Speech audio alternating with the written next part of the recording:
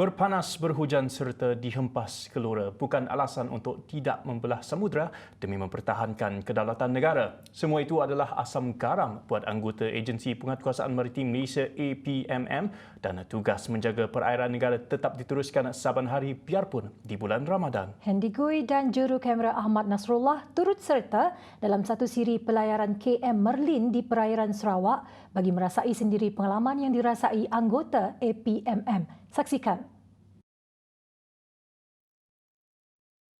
Bagi Laskar Kelas 1 Teknikal Maritim Muhammad Razif Morni, kedatangan bulan Ramadan tidak mengurangkan semangatnya walaupun menjalani ibadah puasa di tengah lautan. Beliau yang sudah berkhidmat dengan APMM selama 5 tahun menyatakan bahawa tiada istilah keluh kesah dalam diri setiap anggota APMM demi memastikan Malaysia kekal selamat dan aman.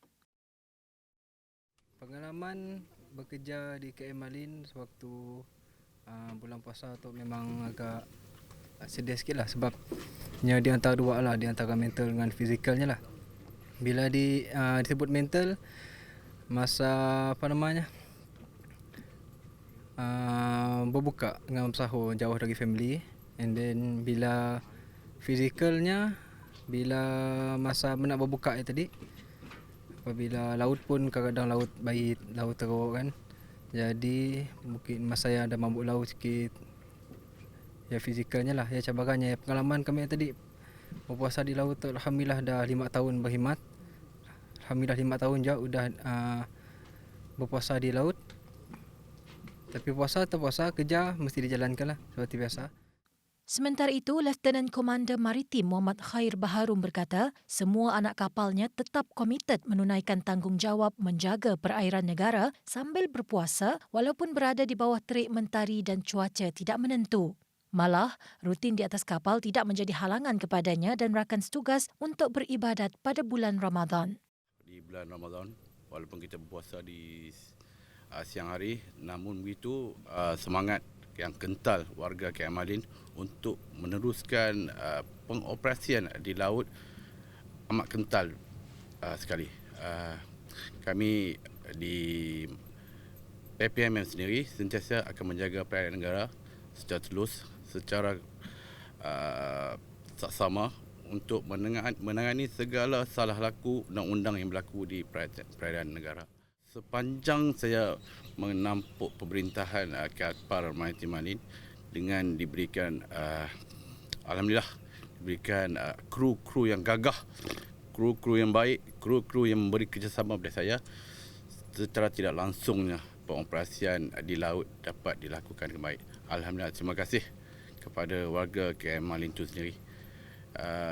Secara dasarnya pengoperasian kami ini bukan saja di sekitar Sarawak sahaja, maknanya bukan di Kuching sahaja, kita akan meneruskan pelayaran kita sampai ke Beting, Pantai Ali. Ulasan berkenaan cabaran yang perlu dilalui sepanjang berada di laut lebih menarik apabila TVS berpeluang menemu bual serikandi APMM Lieutenant Muda Maritim Brigade Barry. Menurut Brigade, sebagai seorang wanita, beliau berdepan situasi dan perasaan serupa, namun ia sedikit berbeza. Luas kan, and then kita akan dalam maritim ni kita akan jaga perairan tau. So kita akan meet a lot of vessel. Because we are taking care of the vessel, kita punya perairan, a lot of things we have to take good care of. Jadi untuk saya itu ada risk untuk saya sebagai wanita lah.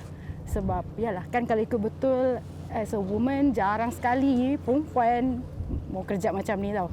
So for me satu benda yang best, pengalaman, and then I can at least out from my comfort zone. Temu bual tersebut dibuat selepas kru TVS diberi peluang merasai pengalaman berbuka puasa di kapal KM Merlin bersama lebih 30 pegawai dan anggota Agensi Penguatkuasaan Maritim Malaysia APMM Zon Maritim Sarawak di atas kapal Maritim Merlin sepanjang 39 meter. Terdahulu, wakil media yang berkumpul di jeti APMM kira-kira jam 4 petang dibawa menaiki bot dengan tempoh perjalanan hampir 1 jam. Wakil media kemudian diberi penerangan oleh pegawai pemerintah KM Merlin, Lieutenant Komander Muhammad Khair Baharum berhubung operasi kapal berkenaan. Laporan Hendy Gui, TVS.